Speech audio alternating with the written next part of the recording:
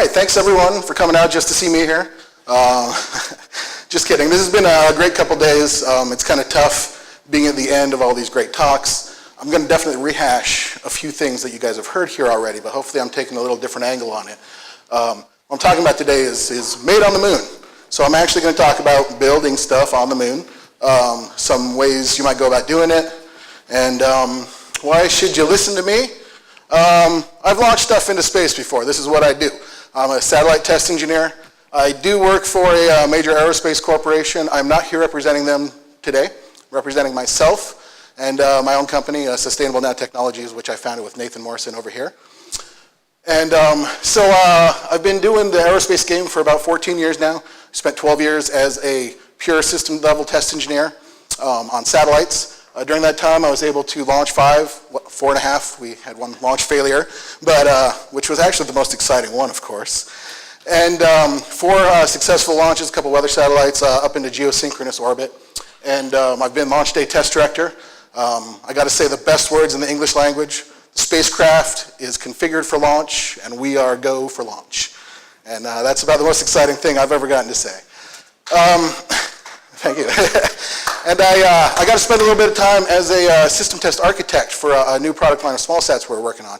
That was very exciting. I was encouraged to think outside the box, something I had kind of gained a reputation for, and really challenged me to start thinking outside of my test box. You know, your test engineer thinks in a particular way. You're always looking for something wrong. Actually, you're just looking for what's unplugged to start with. Usually that's what the problem is. You know, it starts very simple, and then they can get complex. They can get very complex. But you learn that a lot of problems are simple, or they have simple solutions. Oh yeah, and very much feet on the ground, head on the clouds. I'm a maker. I like to make things. I like to be hands-on. But you know, I'm a dreamer too. So we're talking about several things. One thing I'm going to talk about is distributed production. I'm going to give you kind of an introduction. I think this crowd, a lot of the talks have already taken a lot of aspects of this into consideration, which is awesome. Means I'm almost preaching to the wrong crowd, but hopefully the people back home maybe will get something out of this. But basically, I want to start out with the analogy using the humble roach coach. Taco truck, you know, or a food truck, basically is an imperfect example of distributed production, wherein you have a food truck that brings along its raw materials to wherever it needs to go, but then it goes to where the crowds are. You know, it's not stuck in one location. It's not tied down geographically. It's a lot more flexible and adaptable to changes in its environment. Whereas with a traditional restaurant, you basically demand the people come to you, and this is the old way of doing it. And now people have produced food in different ways throughout the centuries, but it's something we always need, and so it makes it a nice analogy. Everyone can kind of identify with it. But basically, you know, your neighborhood changes, the surroundings of the restaurant change, and the restaurant can go from thriving to gone in just a couple of months. Now, the problem with the food truck analogy, of course, is that it's not truly sustainable. It doesn't do everything. You bring the ingredients with you, and then you cook them, and then you feed the people, the user, if you will. Now, if you really want this to be a true, sustainable source of food, you would need to travel with your raw materials, or you could perhaps go to a farm and harvest the raw materials to produce in your food truck. And now that's what I'm more talking about in terms of distributed production, an end-to-end system-level approach where you basically shrink down your production and you get rid of distribution. And that's what we're going to get into here. The idea actually was not a lunar idea for me. This idea came about because there was a pain, if you will. How do you solve someone's pain was a question earlier today. A pain that if you wanted to introduce a new fuel system into the world, a cleaner fuel system, I'm an environmentalist, very passionate about the environment. And I wanted to get newer fuels into the market stat. That's why we called our company Sustainable Now Technologies. We wanted to do something that basically you wouldn't have to spend all your time reproducing this incredibly costly and massive infrastructure that the current petroleum industry uses, or any other embedded industry that's been operating for 100, 200, or even 50 years. So we basically broke down, you know, the petroleum industry production model and distribution model. You can see a lot of this is distribution. You're getting it in one place, you're transporting it to the refinery, you have to retransport it back out to the end user finally. And you go through this big cycle, there's a lot of steps. Using miniaturized technology, modular growth units and clever integration, you can break it down. As long as you can find a place where the user needs the product, you can set up your integrated production machine right there. They can use the product, they make the product right where it's needed to be used. And that was basically the whole philosophy behind the bioreactor modules you saw in the back, and the modularity gives you scalability. So getting into that a little more, kind of a really simplified block diagram of a production facility. And you have your raw materials that you get in one place, take it to a refinery to refine the materials into a usable form for the factory, which then has to get delivered somehow. It goes to a retail, goes to a mail delivery service, or for the case of the moon, it's a launch. The launch is basically your delivery platform. And then it finally gets to the user.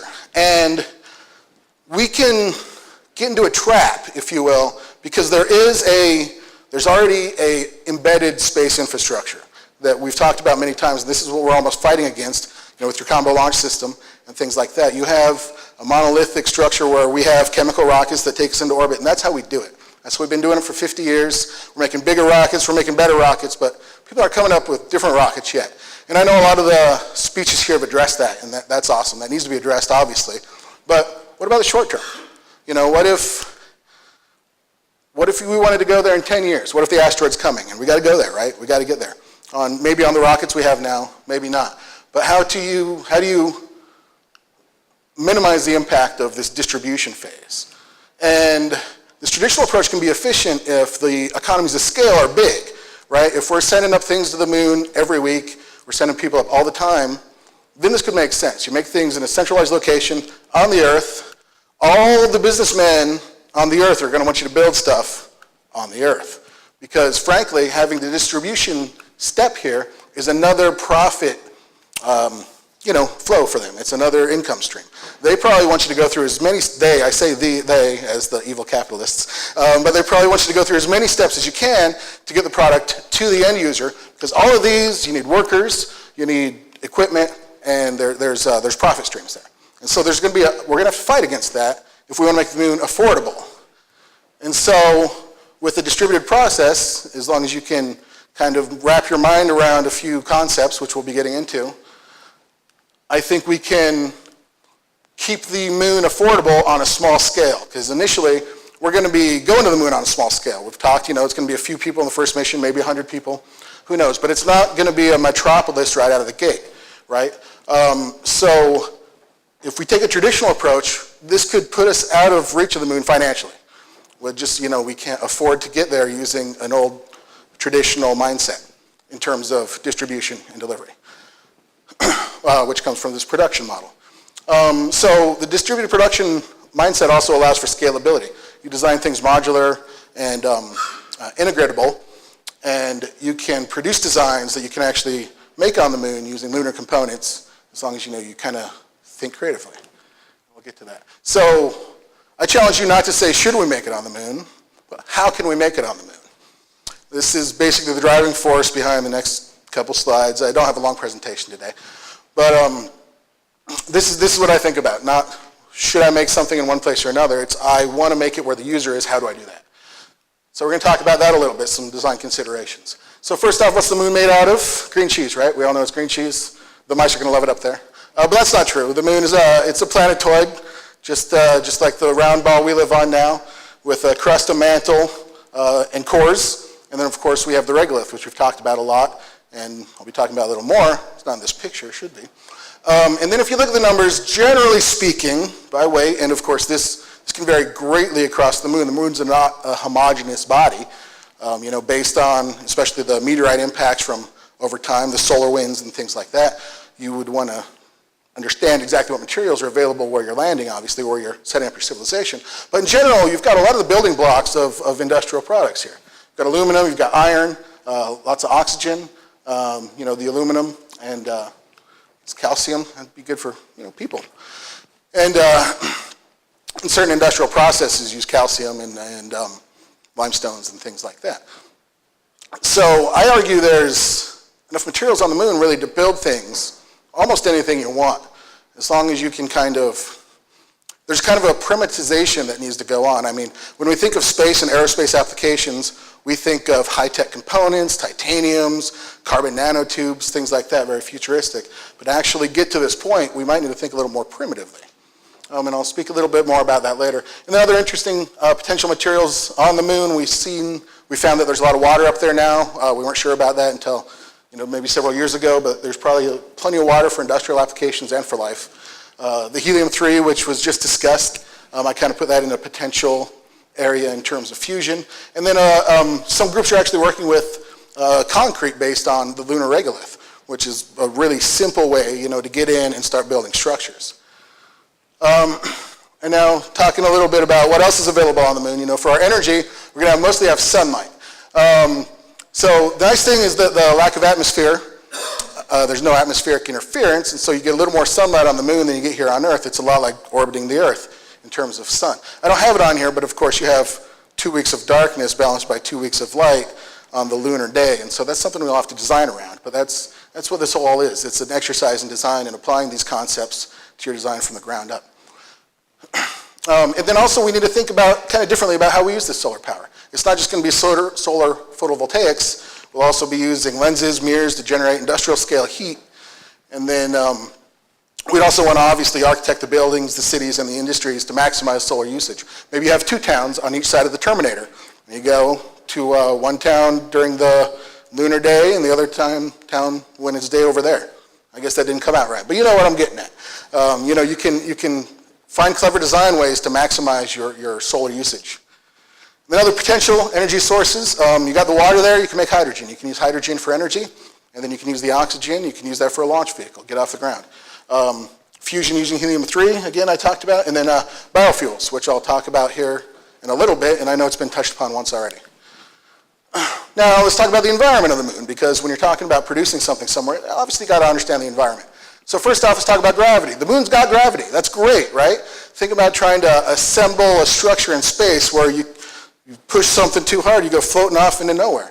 We can combat that, obviously. We can design around that. We can design around anything. But how easy is it and how efficient is it? Oh, okay, good.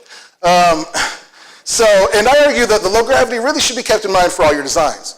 If we're talking about using the moon as a permanent settlement location, you would take that into account when designing your structures. You could have massive, heavy structures on the moon as long as you're building them there that are sturdy because you don't have all the forces of gravity on them. That's just one example. And these are all examples, by the way, and I'm not in any way saying this is all the answers for anything. We're just scratching the surface here.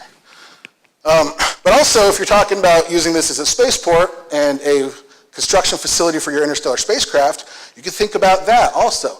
You're not launching from the Earth, you're launching from the moon where there's 0.16 of the gravity, 16% of the gravity that we have here on Earth. And so, what if you made an iron Starship? Would that be bad? There's not a lot of moisture in space. It's not going to rust. Maybe you don't go that far. Maybe you make iron bolts. You make iron nuts. You can create a coating for them. These are the kind of thought exercises that you can do to actually convince yourself that things can be made on the moon, as I've convinced myself, and I'm trying to convince yourselves. So the environment in space is harsh and unforgiving, of course. We all know Total Recall. The eyes pop out. The liquid in your body crystallizes. You die. You die in space. That's all there is to it. And the environment on the moon really is no different. Not going to go through all this. We've talked about it a lot this week already. It's basically an outer space environment on a rock with gravity. And so because of that, it's dangerous, right? And so if you have critical equipment, food production, water storage, air storage, life support, that kind of stuff, you might not have enough space or enough launch capability to have spares on the moon. It just doesn't make sense to have spares of everything. Maybe your critical equipment, for emergencies, but eventually you're going to need to replace the backup with something else. And so I would argue that for the sake of survival on the moon and in interstellar space, you need to be able to make all your critical components right there. That's all I have to say about that. All right, now I'm going to talk a little bit about enabling technologies. I know we've touched on most of these already throughout the week, but biotech's a big one. This was what our job is with Sustainable Now Technologies. Basically making biotech into a distributed production methodology. And this is where the passion came from. You know, I'm an environmentalist. I wanted to get clean fuels to people who needed it now, people who had economic need or a personal, emotional need, ethical need. And a good example is the Port of Long Beach. I was living in Long Beach for a while, and no trucks that don't run on clean power can go in or out of the ports of Long Beach. So those truck owners had a need for this cleaner fuel. This cleaner fuel. And so we wanted to be able to give it to them as fast as we could, right? And so this is kind of where the whole design idea came from. How can we minimize the infrastructure, or we almost call this approach instant infrastructure. How can we make our own infrastructure that we can give to somebody to make the products they need? And so obviously we've talked about the advantages, things you can get out of algae. People have already talked about that. I do like to point out that there's over 50,000 types of naturally occurring algae, and we're genetically engineering algae every day. So with this kind of approach, using bioreactors and biotech, you can make almost anything, you can grow almost anything you need on site. So you can ship up a seed, basically, of algae, and you can produce it right there, and you get all the stuff you need. And then I know Angelo talked a lot about bacteria. I'm not a bacteria guy. I can't discuss it very well. I did want the footnote that bacteria is just as crucial as algae and other biotechs in terms of producibility and the usage, the utility. Talking a little bit more about that, and this is going to lead into my next section. We're already using algae in terrestrial applications for biofuels and water treatment. And then also there is a 3D printing filament that uses algae as a filler. And it uses PLA, polylactic acid, which is a cornstarch-based polymer. It's basically a vegetable oil plastic. And I don't see why we can't figure out a way to make PLA out of a type of algae. So you could, the filler strengthens it, and it reduces the need for oil to make the PLA out of, or the material out of. And if you could make both parts, the filler and the material itself, you would have a self-contained bioreactor-based material. You could build all sorts of stuff out of. Now, plastic doesn't do it all, of course, right? You can only do so much with plastics. And so we need to get other stuff off the moon. And basically, miniaturization is the second part of the enabling technologies. Went from biofuels, which was basically a form of raw materials, and then miniaturization, which brings you raw materials and at least the refining. And now this section is going to be really general. I don't have a lot of specific examples of how miniaturization works on this scale. We were able to miniaturize oil extraction technologies for our biofuel machines. And people are working on miniaturizing mining equipment for the moon. This is a group from the University of Alabama that was funded by NASA to study. Actually, they won a NASA competition for a small-scale lunar mining machine, robot, if you will. And so these things are actually already happening in the industry. People are looking for better ways to pull stuff out of the moon, and we can find these things and adopt them. There's no reason to use giant monolithic mining equipment like we do here on Earth, or like they do in the movie Moon, where this is a hydrogen-3 mining machine that is massive. They have several of them running at the same time. Now, for your initial lunar settlement, there's going to be no need for anything that big. Eventually, we want to scale up there. That's obvious. And now my favorite one, I do this at home, it's 3D printing. It's the lunar city. I did not design this, but I printed it out. I'll go ahead and pass this around as well. And basically, I think I'm the 9th person in the last 3 days to mention 3D printing. But I do a lot of research into this. This is one of my passions these days. And materials, methods, and the capabilities, they just continue to increase faster and faster every day. Now that I have one on my desk, I'm starting to dream things up. And now that they're cheap enough that people can have them on their desks at home or at work, people's minds are going to explode. And I believe this technology is going to just increase at an exponential rate. Eventually, you're going to be able to print anything you want. That's a joke for me and my dad. My dad loves Anyway, and we're printing large structures already. This is a building printed in China. China didn't tell anyone they were doing it. They just released pictures all of a sudden of these 3D printed buildings. They're pretty massive. You can see it goes up several structures. I think this is a 6-story building, and you can, it's a little hazy here, but you can see the striations in the print, but they're printing real concrete buildings. And then in Dubai, of course, they have to do everything in a fancy way. And so they've got nice space-age looking, fully 3D printed buildings in Dubai now as well. And these are starting to pop up all around the world. And so we're already learning here on Earth how to do this kind of printing. And with the gravity on the moon, it should be pretty extendable to that. And frankly, people are already looking into this. In 2012, NASA provided a grant to a group at USC, my alma mater, fight on. And they designed methods to create lunar regolith-based concrete and print domes out of it. Now, this is not a pretty dome. This is not what you see in the pictures, and this is not what fires people's imaginations to want to go to the moon, obviously. But it's practical, it's fast, and it's here now. ESA is also looking into it. 2013, they started partnering with industry partners and figuring out how to build stuff on the moon. And this is, I think somebody else had a cutaway of this, and that was the ESA 3D printed design. Now with the cutaway, you can see there's other stuff in there going on.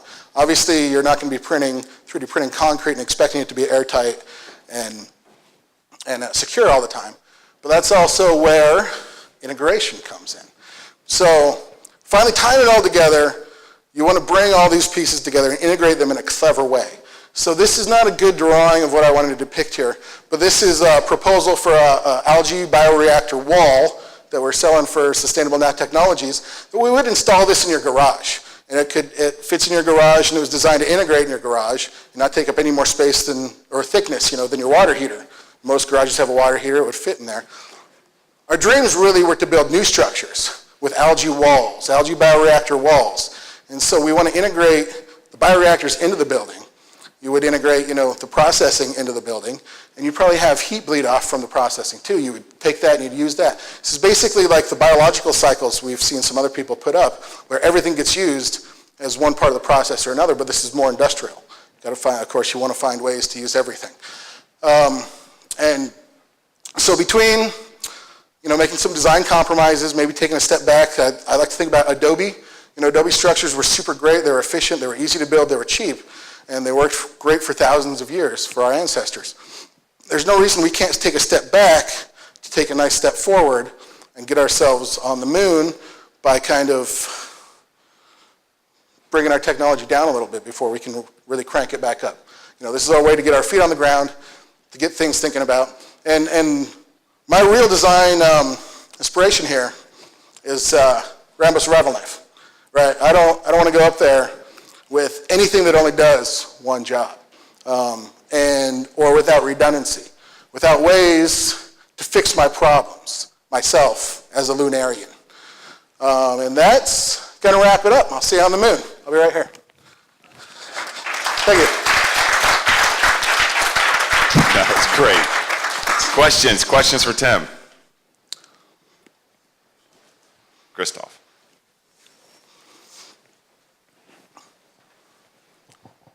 Hello, thank you for the talk. That is actually more a general question. When you have bases on the moon, I saw in the resources on the moon there was no nitrogen. Is that true? We have no nitrogen on the moon? Now, I wouldn't go out and say that there's zero of any element on the moon. I believe if we look hard enough, we'll probably find anything we need up there. Yeah. Because when you have an atmosphere in your habitat or so, you have always a loss of nitrogen in the atmosphere, and that is also critical like oxygen. Oxygen is a lot, but nitrogen maybe we need something. Right, because it's 80% of our atmosphere here on Earth, I think, right? Yeah. That's right. Yeah. So yeah, obviously that's something we'd need. Yeah. Yeah, the simple answer is I don't really know.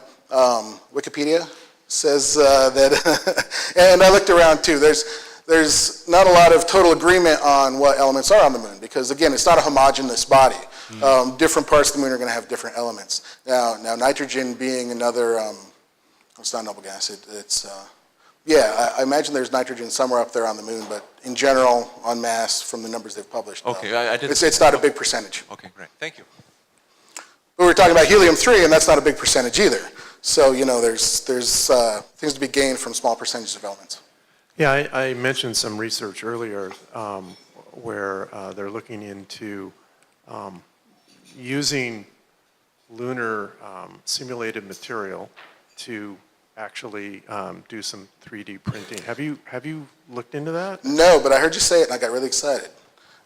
So I would like to know more about that. I'll give you one of my 3D printed cards after the talk. All right, anyone else? Let's do one more, and then let's let the next guy go. This is a little in the weeds, but where does the sunlight come for your garage algae? Actually, we use solar photovoltaics for that. Solar what? Solar panels. Oh, so you convert into electricity and then you. Yeah, which isn't terribly efficient, but it gives us the optimal growth conditions for the algae. For any algae, really, different algae need different growth conditions. And one of the interesting things about the biodiesel, our bioreactors, was that when we're selling them here on Earth, we look for native species, native algae strains. In case of a catastrophic failure of the machine, you're not contaminating the environment. So depending on the strain, we could have different growth conditions. Okay, how about a hand for Tim? Thanks, everyone. Thanks a lot.